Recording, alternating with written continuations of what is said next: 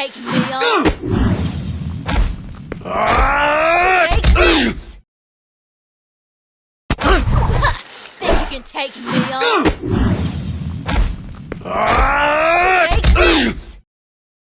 Hi guys, I'm working on this fight scene here. This is just a little glimpse over it. And I thought I would teach a little technique that I'm using when I'm making my fight scene to add a lot of depth, because I find that what some people struggle with is adding depth, and I totally understand why. It's very difficult to make it look 3D space and make things pop out at you. And that's what I've been trying to push for in these scenes very much so, especially in things like this, you know.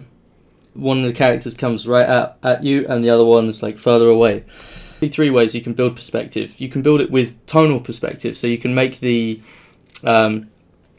things in the foreground higher contrast and more vivid, and then the things in the background become like more hazy and they just kind of melt together. So that's tonal perspective. That's used a lot in background paintings and stuff. It's just how the atmosphere works on our planet. But that's not the one we want to use in these ones. What we want to do is we want directional perspective, what you would call vanishing points. So I'm going to show you how you can easily do it. So let's say we want to have the camera looking up. First of all, we put our horizon line in. Let's say our horizon line is way down here, because we never want our horizon line like bang in the middle.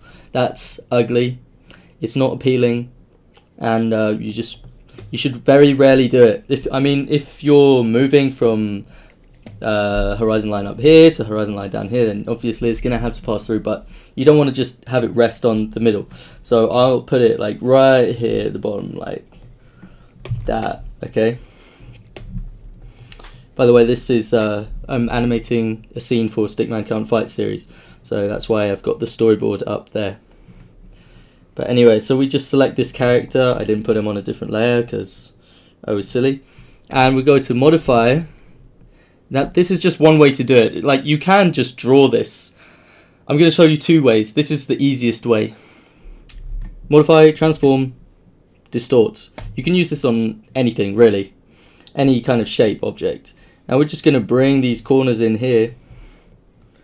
And we'll bring these out. And you see what the effect is. Now we can even use the envelope tool to kind of manipulate that even in a much more detailed way, like that. So we want to like thicken up the feet as they're coming out at us. You can even do this kind of stuff. It's really weird. And then make this smaller, you know. So that hand would be like way out there, and you see how it like kind of forces the perspective, it like narrows it down, you know, into what would be like a direction. So if you look at that, it's like this, like as if you've got a road like coming at you. So that's one of the ways. So you see, you can manipulate it right like that. So right now it's like on the side and it's kind of boring. The other thing you can do is you can actually just draw it from scratch. And a good method for drawing it from scratch is to fit things into a cube space. Now you don't have to do this. You can do foreshortening in an easier way. A foreshortening is where, like, look at my hand right now. Right, if I do it at the camera like that, you see how my fingers are like overlapping with my hand, so they're on top of my hand. That's foreshortening. Anyway. So let's draw a basic cube. It doesn't have to be perfect, or let's, you know, a box shape. So now we're going to make the head the largest part, you know, and just fit it inside this cube, and that's going to give you that structure that you need. Now it can be quite difficult to animate like this, but once you storyboard it, you can more or less build it around that and it'll be okay. So the first step is getting a working single drawing. Get one drawing in your storyboarding phase that has this perspective, and then the rest will come a lot easier. Just reduce the alpha on that. and then we can draw our character inside. Now we got the, you know, the head up here. See how things like the arms and stuff will follow the perspective lines down. I mean, this is just a casual pose, you know. You might want to go for a stance or something, and when you go for a stance, it becomes a lot more complex, you know. You see how that that works now. Now, if I wanted to do another character in the same 3D space as him, so I could do something like this. I could join on these cubes. I know I'm being messy here, but yeah, bear with me. If I was doing this properly, I would create a grid, you know, 3D grid. Then we put him in the same one, and we try and hug the structure of the. This one's going to be less kind of foreshortened, as you can see, because the box is more foreshortened than this one. It's less foreshortened than this one. See, so you can do it like that, or you can do it with the distort method. I've been using the distort method quite a lot.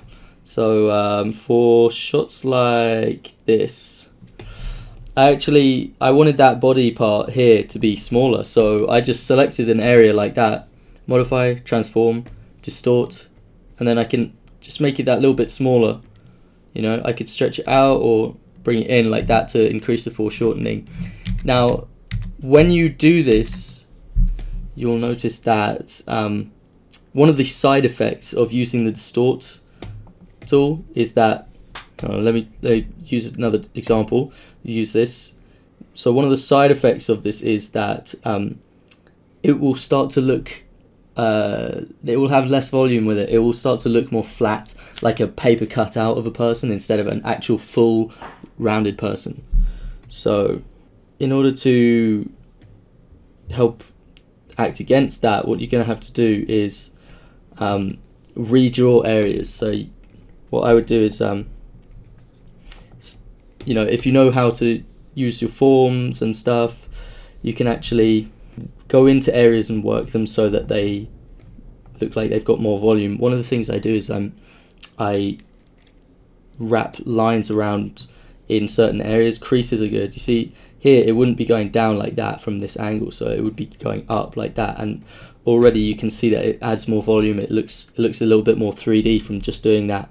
Here I would have that overlapping that. Essentially what I'm doing is I'm adding the foreshortening in afterwards. So here you see how the lower waist is, the lower part of the torso is overlapping the upper part of the torso. This leg is overlapping the leg behind. This, you know, the chin would be up like that. He'd be looking kind of up relative to us. You see? So yeah, now that's got more volume to it, so it looks more 3D. It doesn't look like massively 3D, but it looks better than what it did before. It looked very flat before, so just watch out for that when you're doing it. So anyway, short little tutorial, but I think that can be really helpful in creating an action scene, a fight scene, getting that very exaggerated depth. So good luck with your fight scene, and I'll see you next time. Goodbye. Don't forget to subscribe to the channel if you're new.